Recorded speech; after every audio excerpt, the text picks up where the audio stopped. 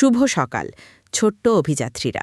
চলো আমরা রোদ ঝলমলে তৃণভূমিতে সিংহশাবক লিওর সঙ্গে যাই। রর রর সকালের টকবগে শক্তিতে চিৎকার করে উঠত সে। আজ লিও মাকে বলল, আমি বাচ্চাদের প্যারেডটা লিড করতে চাই।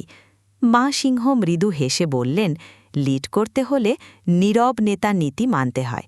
প্রথমে দেখো, তারপর শুনো, শেষে নেতৃত্ব দাও। লিও একটু ভাবল, শান্ত সিংহ নাকি? তবু সে জানতে চাইল কেমন হয় সেটা।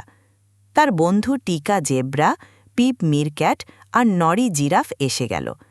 প্যারেড টাইম বলে লিও গর্জে উঠল, কিন্তু তার উচ্চ স্বরে সবাই ভয়ে চমকে গেল। উফ, বেশি জোরে হয়ে গেল।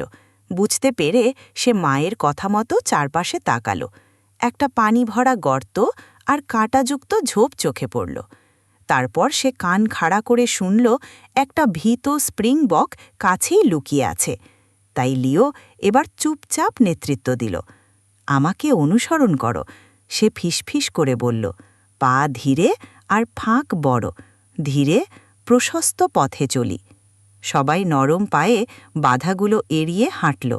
লাজুক স্প্রিংবকটিকেও যথেষ্ট জায়গা দিল। শেষে মা সিংহ তাকে প্রশংসা করলেন, তুমি নীরব নেতা নীতি ঠিক মতো ব্যবহার করেছ। লিও গর্বে ভরে উঠল।